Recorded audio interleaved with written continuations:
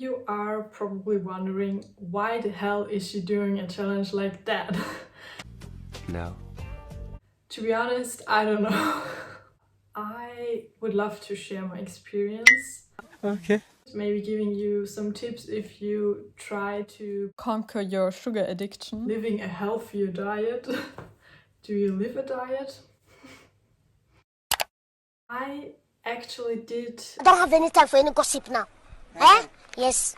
something similar to that a few years ago, and it was terrible for me because I have to say that I was a former sugar addict. I got all those withdrawal symptoms. I got headache, fatigue, I felt depressed, I got those urges to eat something sweet. I was never satisfied after eating a normal meal. It was hard. That's what she said! For me to do, but somehow I managed to reduce my sugar intake for some time. But afterwards I noticed that all the sweet things I craved, they were too sweet for me. I was shocked, but I was happy that I'm not a lost human. I don't know. Please help me. A simple carrot was so sweet, and I didn't need that much sugar as before, so I went to a normal stage, but I was not that addicted to it anymore. I clean, sort of. I was clean. So you're probably curious what I'm going to do now. Yeah. And I wanna give you a step-by-step guide so that you know what to do. You remember when I said I do not know why I'm doing this? Now I know it, and it's important that you have a goal, because you need a goal to do this for a longer period of time or till the end.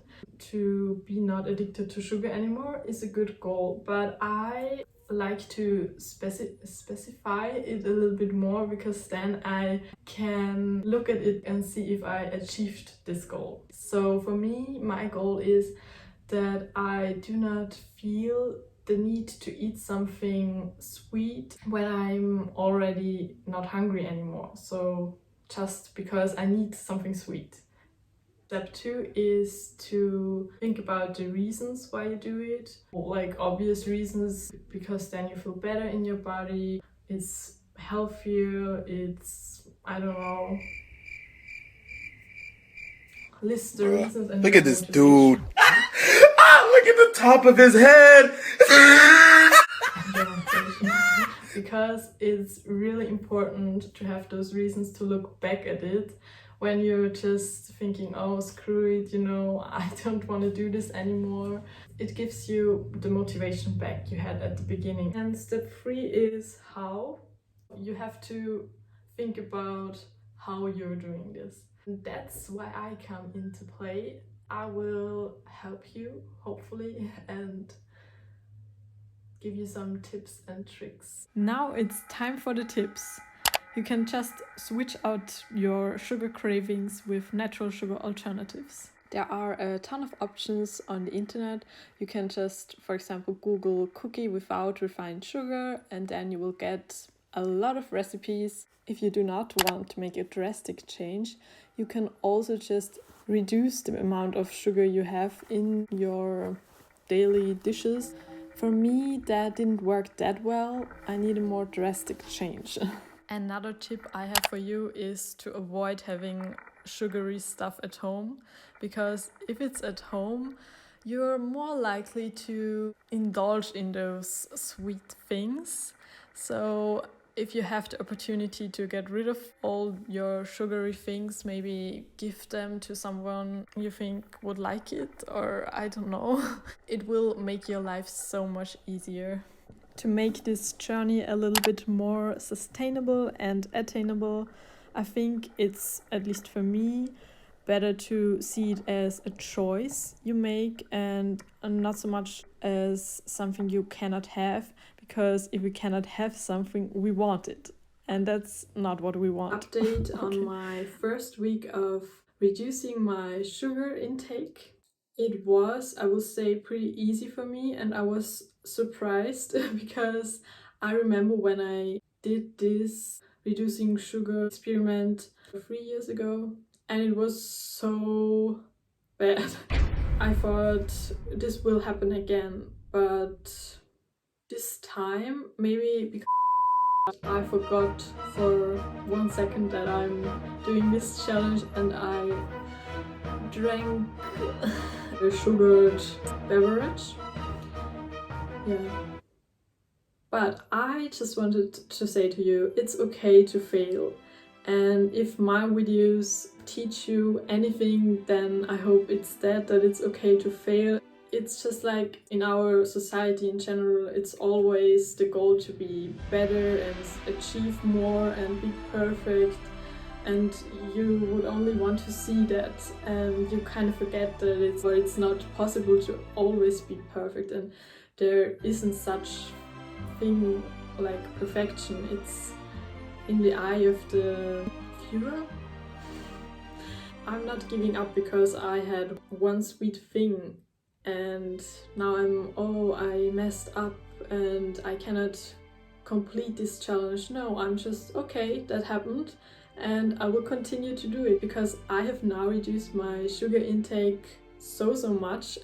I hope I can inspire you to be a little nicer to yourself and don't be that mean to yourself and think you fail or whatever. Okay. It's now the 3rd week of my no sugar journey, and in the first 2 weeks I focused more on finding less sweet alternatives.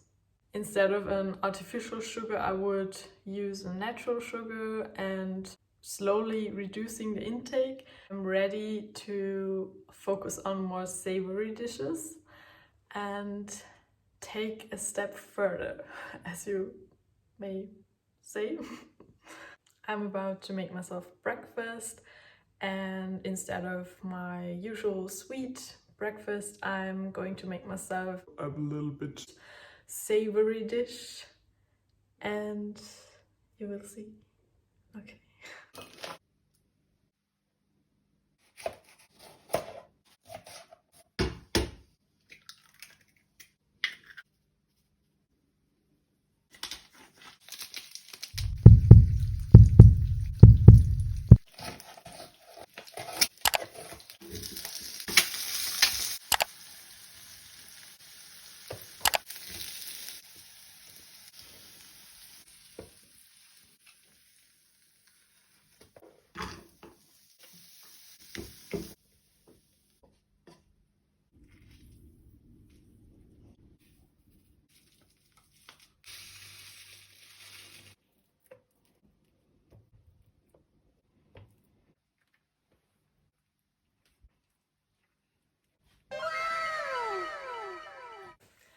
Guys, I completed the challenge. Yes.